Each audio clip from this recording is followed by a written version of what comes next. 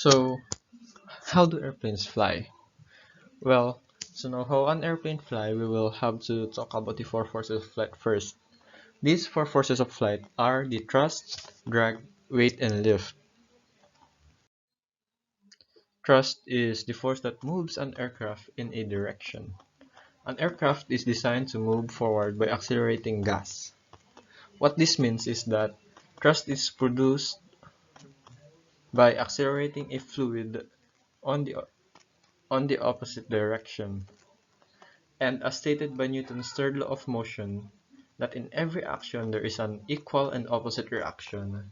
That is how thrust is produced. Drag. It is the force that opposes the thrust. Drag is caused by air pressure and friction on the skin of the aircraft. Lift. It is the upward force that helps the aircraft ascend and opposes the force of the weight on the aircraft. Weight. It is the pull of gravity on the aircraft and the force that opposes lift. It is what keeps us on the ground and prevents us from freely floating. So, now that we are back to our question, how does an airplane fly? Airplanes are designed to produce thrust and gain lift. Airplanes fly when they have reached the minimum amount of speed needed to produce enough lift that can counteract the force of gravity on the aircraft. It is the simplest explanation to how an airplane fly. Lift. Lift is generated when high-velocity fluid interacts with a solid and vice versa. In an aircraft, it is sometimes mistaken that only the wing produces lift, but the truth is the whole aircraft produces lift. Airfoil, the shape of the wing of an airplane that is designed to maximize the lift produced. As the airfoil splits the air, slow-moving high-pressure wind is created at the bottom, while high-velocity, low-pressure air is produced at the top. This phenomena is called Bernoulli's principle.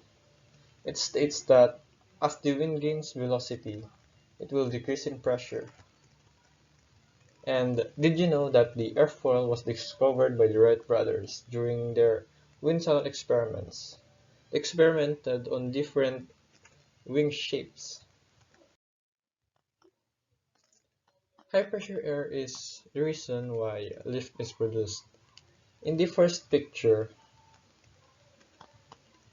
the red arrow represents the force of the high pressure air pushing on the airfoil, and the next is the blue arrows. It represents the lift produced by the action of the high air pressure. And lastly, the angle of attack is the angle between the chord line and the wind. And as seen in the second picture, the blue represents the ground and the arrows represent the direction of the high pressure wind. This is called the ground effect. It helps in takeoffs. High pressure wind is rammed into the ground, and with the high pressure wind having nowhere to go, it aids the aircraft in gaining lift. In addition to the use of an airfoil, race cars have spoilers in the shape of an airfoil. These are not just designs, but it also helps the vehicle from gaining unwanted lift. It prevents the vehicle from suddenly gaining lift and losing velocity.